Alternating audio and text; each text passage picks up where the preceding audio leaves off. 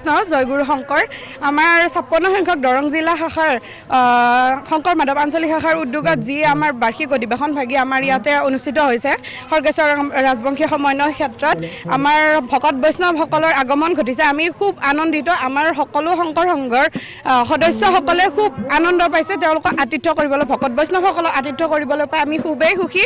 আমাৰ ইয়াতে লঘু আহাৰৰ পৰা মহাপ্ৰসাদৰ ব্যৱস্থা কৰা হৈছে। আমি তেওঁলোকক আমি সেৱা বাহিনীয়ে হওক আৰু সকলো বিভাগীয় বিষয়ববীয়াসকলে নিজৰ নিজৰ কাৰ্যসমূহ কৰিছে যাতে সফলৰূপে আমাৰ অধিৱেশন ভাগি কাম কৰিব পাৰোঁ। আমাৰ যাতে অধিৱেশন ভাবি সুকলমে পাৰ হৈ যায় সকলোৱে প্ৰচেষ্টা কৰিছে। প্ৰচেষ্টা অব্যাহত আপোনালোকে নিশ্চয় দেখিছে। আপোনালোককো এই জগতে বহুত বহুত ধন্যবাদ যে আপোনালোক ইয়াতে আমাৰ এই অধিৱেশন ভাগি আমাৰ সুচাৰুৰূপে যে পৰিচালনা হৈ আছে সেইটো বস্তু আপোনালোকে দেখুৱাইছে।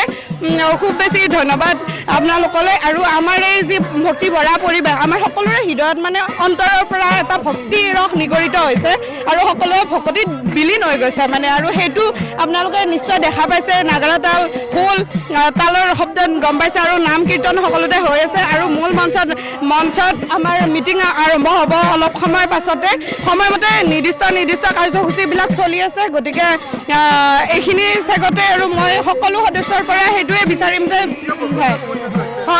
হয় এই দ্বিতীয় বৈকুণ্ঠতে পৰিণত হৈছে। আমাৰ মানে কেইবাদিনৰ জোৰা মানে প্ৰচেষ্টা মাহদিনীয়া প্ৰচেষ্টা মানে একদম আগৰ পৰাই আমাৰ চলি আহিছে। বিভিন্ন ধৰণৰ সকলো বিভাগীয় দায়িত্ববিলাক মুৰব্বীবিলাকে লৈছে আৰু সেই দায়িত্ব অনুযায়ী সকলোৱে সুচাৰুৰূপে পালন কৰিছে নিজৰ নিজৰ দায়িত্ববিলাক। আৰু আমাৰ অধিৱেশন ভাগি সুকলমে পালন কৰাত সকলোৱে আগবাঢ়ি আহিছে। বহুত সকলোলৈকে মানে আন্তৰিক শুভেচ্ছা আৰু ধন্যবাদ জ্ঞাপন কৰিছোঁ মোৰ ফালৰ পৰা কৃতজ্ঞতা। এই চাগতে মানে আপোনালোকৰ থ্ৰুৰে বহুত ধন্যবাদ আপোনালোকলৈ।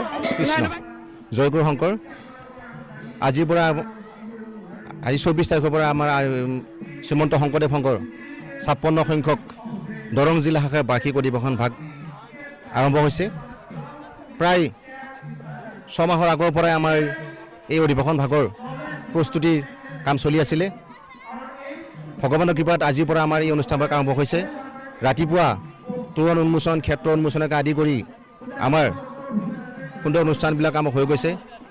এতিয়া আমাৰ মূল মঞ্চত সাহিত্য শাখা আৰু লগতে সেৱা বাহিনীৰ যৌথ বৈঠক আৰম্ভ হৈছে।